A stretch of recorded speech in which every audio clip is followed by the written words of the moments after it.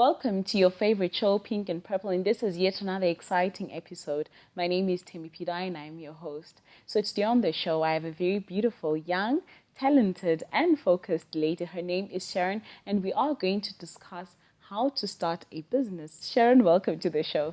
Thank you so much for having me today. Thank you for I'm so excited to be here. Right, I can see. Yeah. So tell us more about yourself. Who's Sharon?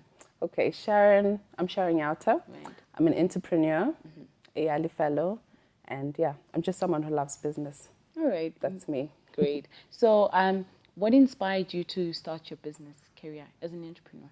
Okay, so basically, I studied retail and logistics management, and at first I wanted to be employed, but then I didn't realize that no, this is not the era. Employment, I did go through attachment, and during my attachment, I don't want to lie, it was the worst experience of my life. Okay. But then after that, I realized that there were so many opportunities that were there for young people, and I wanted to do something different. And that's when I came up with the concept of Classic Taste, which is the organization that I'm working with. And Classic Taste is an image building consultancy organization in which we are interested in helping people, leaders, business people, corporates understand who they are and how they can express themselves better, how they can show the world what they're about. Because what we believe is that we want you to be the best version of yourself. Right. We want you to express yourself the way that you want, you know, because people can say that it's an image and building etiquette kind of business, right, but it is the same, but then we are more focused on not changing you. Right. You know, okay. We want to understand, Junti, who are you, what are you about, and what do you want? Right. But then still, even as Nti, sometimes you may not understand yourself. Yes. You know, but you're failing to express yourself. You're a leader, right? You're a business person, but you just can't express yourself and you don't appreciate yourself most of the time, because 80% of people have low self-esteem, which is really bad, and we just want to help in that regard. That's where our focus is on. So we're talking about starting a business from scratch, and what are the challenges that you've faced building your company and your business? Starting a business is hard. I don't want to lie. Like, there are so many challenges that you face because, number one, there's the challenge of finances. Right. You need finances. And when you're a young person, mostly in Zim and in Africa, you may not have like backup capital, and you need that. And then the other challenge is about how really can I start this business? You understand what you want to do, but maybe it's something new, especially if it's something new, you don't know exactly how to put it across. Right. And then the other thing with my business, trying to explain to people like, this is what I'm doing and this is what it's about. Yeah, so yeah, those are some of the challenges that we face. All right. Yeah. And like you were saying, if you're a young person in Africa or in Zimbabwe, it's hard to get capital. Where did you get your capital from? And how would you advise us to get capital, or where would you point us to? Okay, so for me, I actually believe Jim Rohn says that you don't need capital to start a business. Right. But many people say you need capital to start a business. But you need an idea, and then you build from the idea. Right. You find ways. Like, I believe that if you have something that you want to do, you need to find the means. So if you think about, okay, how am I going to do this? Not what am I going to do? But if you now know and think, okay, how am I going to do this? That's when you can then come up with solutions. So personally, what I did is I started other little projects. All right. Going through a training from ProUp, we learned that you're supposed to have 7 streams of income. Right. So personally, today I'm talking about Classic Taste, but I have multiple businesses. All right, which you will tell us about. Yes, I have multiple businesses that I can then source income from and then build the whole estate, because like I was saying, from Africa and from Zim, you won't be having like, okay, I need this amount to do this, but then where do I start it from? So if that becomes a hindrance for you, then you can't do anything. But think of earrings. Make earrings, sell them, you can order them and then resell them. think of, okay, I started with Avon. Like, that's where I started building my capital. And Avon is a business that you don't need to have capital. You just need to get a booklet, look for people to buy, and then you have the money, then, Okay. You're good to go. So I believe people should learn to think outside the box, find little things to give you capital. All right. Thank you so much, Sharon. Viewers, we'll take a short break. Join us after these messages.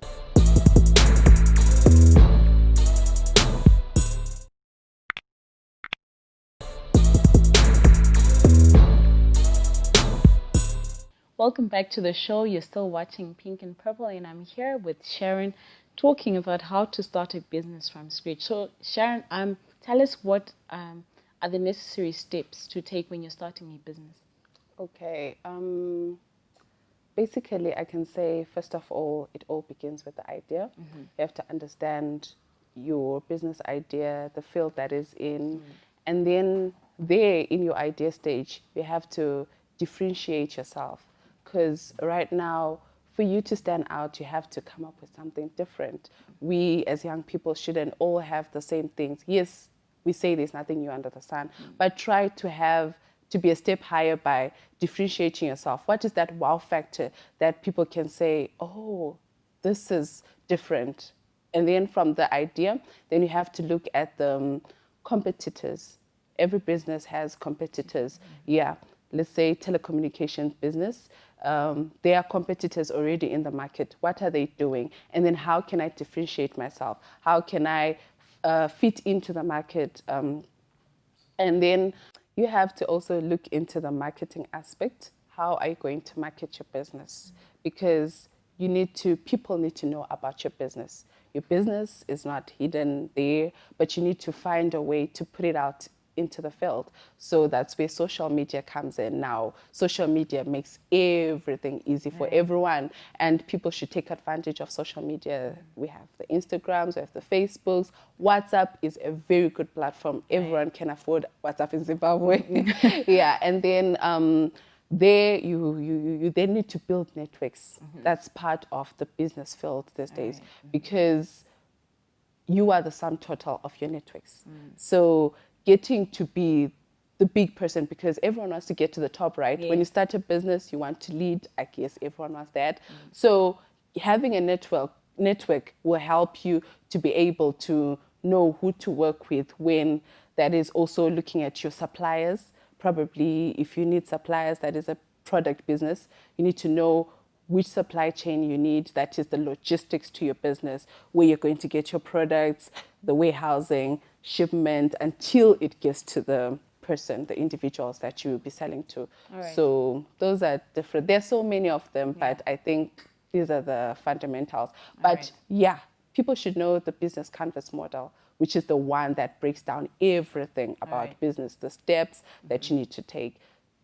All right, so tell us about the business canvas model. Okay, so the business canvas model is the one, those are the parts that I was breaking down in that question, which has the marketing, the supply chain, competition, and the pricing. It also includes the 4 Ps. Price, place, product, promotion. So you have to look into those aspects. So the business canvas model explains everything. It's more like a business plan, but it's the simpler version of a business plan, because everybody knows that I'm supposed to have a business plan, but a business plan sometimes complicates things for everyone. But the canvas model is just 1 page. So it helps you really think on the tips about what I need to do, and it makes life so much easier. All right. You mentioned that for you to have a great business idea, you need to be different. What is it that you're doing different in your business, or how is your business different from any other?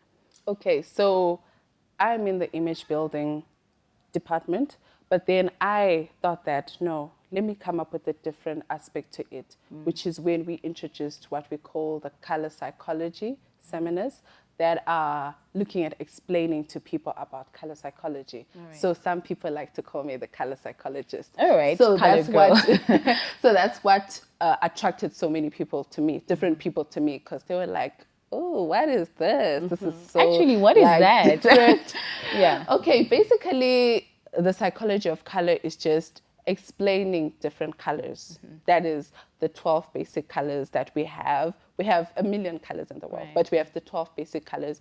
And we get to explain those colors, how they work with your emotions, your behavior, and relating to image. Because as a person, like when you're trying to portray your image, the colors that you wear, they speak to you and other people.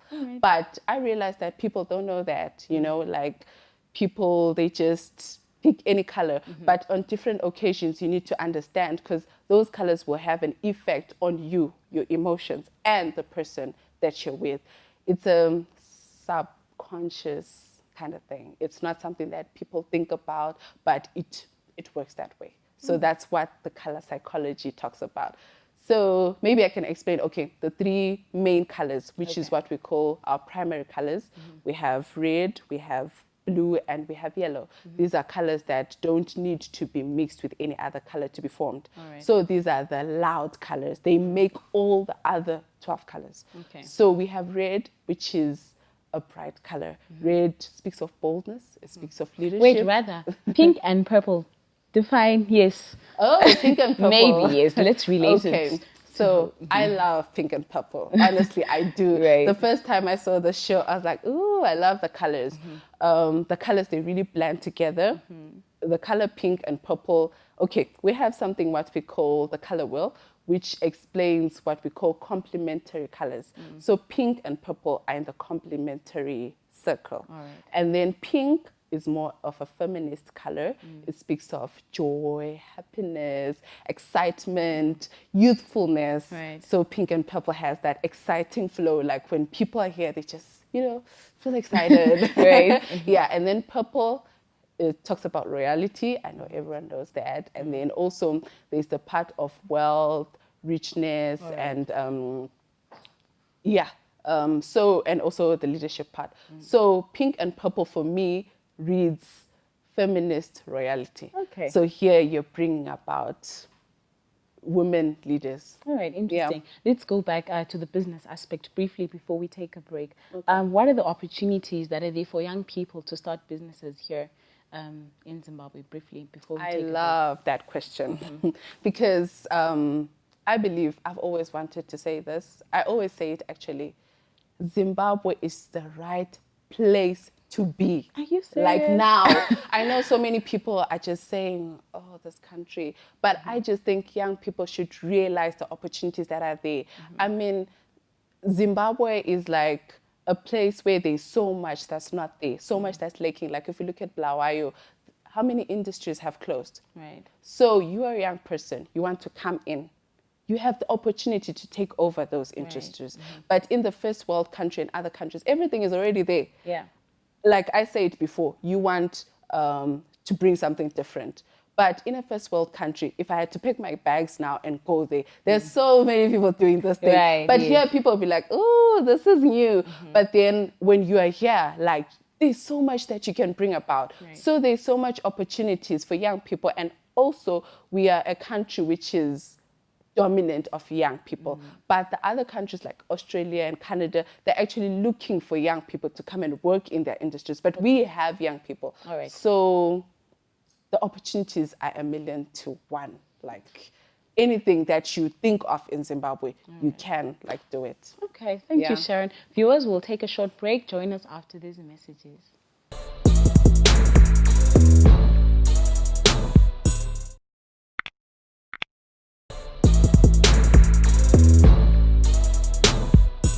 Welcome back to the show. You're still watching Pink and Purple. Sharon and I are going to play a game. Pick a question. And hand it over to me. Answer truthfully. Raise your right hand and say I. Okay. What is the strangest punishment administered to you by your parents? Okay. My mom is very strict. Okay. Strangest. Strange is like a strong word. Okay. Maybe just, I can't say strange, but maybe I've been locked out of the house for some hours. Like 2-3 hours. Yeah. Okay. You had gone out, you had... Okay. No, I will not say what I had done. If animals could talk, which one do you think would be the rudest? Parrots. Yeah. All I right. think they're already rude, and yeah, I think they'll be. Yeah. Okay. Another one. This one reads, which movie title best describes your character? Title? Movie? Oh my gosh. I'm not a movie person. Series? Yes. Which one? Oh gosh. I'm running out of movies. Title describes my character or the movie that I like. Oh, that describes your character.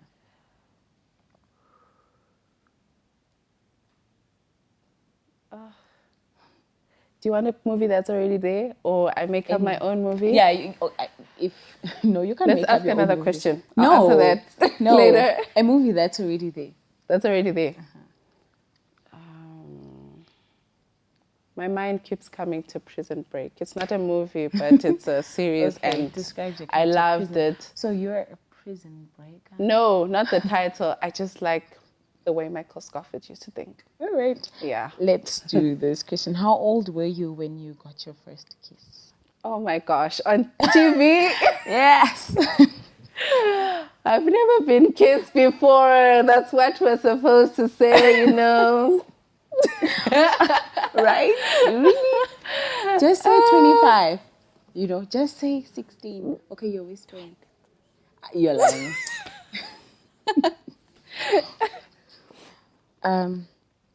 Would you rather find your true love or a suitcase worth $10 million? Oh my gosh, that is so hard. But I'll rather find my money. true love. Really? Yes. Okay. Yes. Why you'd choose love over money? I think so. Oh, wow. Yeah. Yeah. You are a rich girl.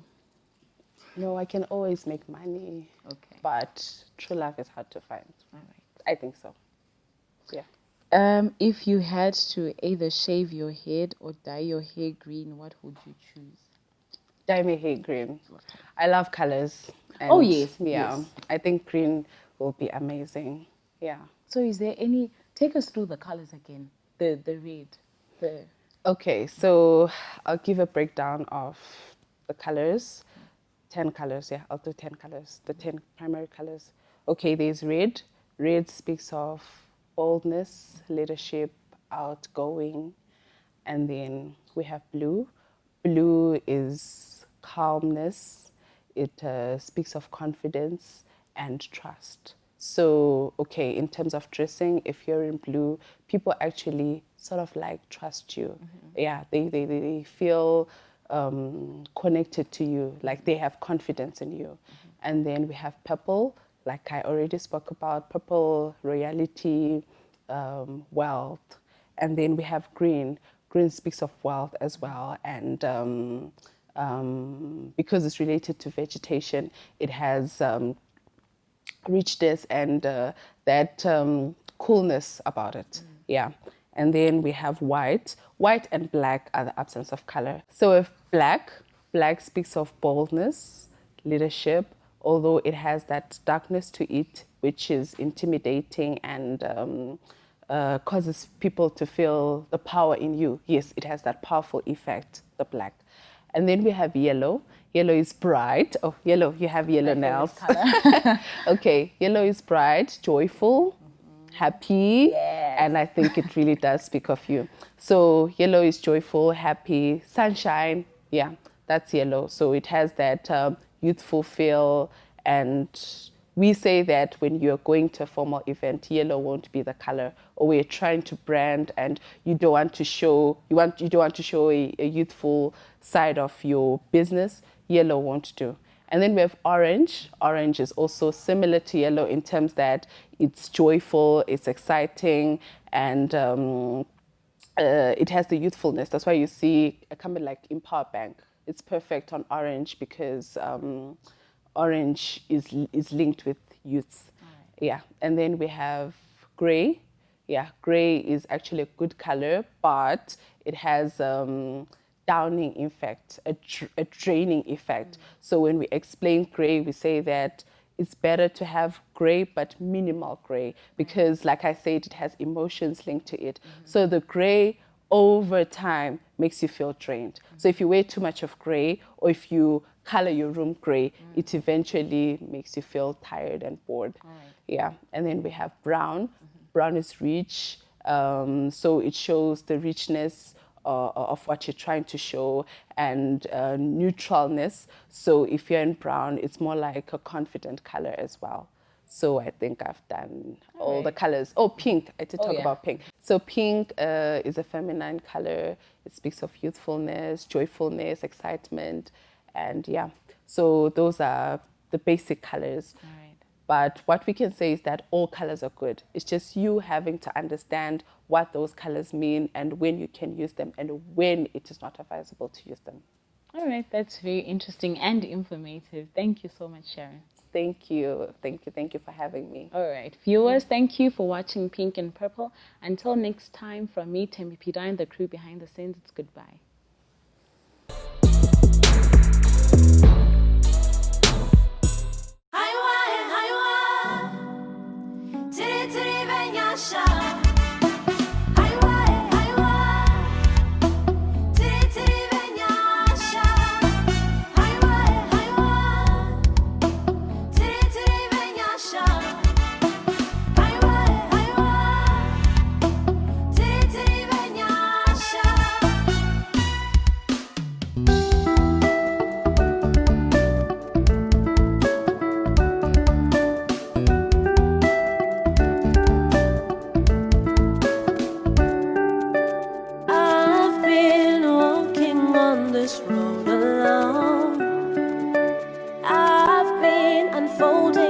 Life on my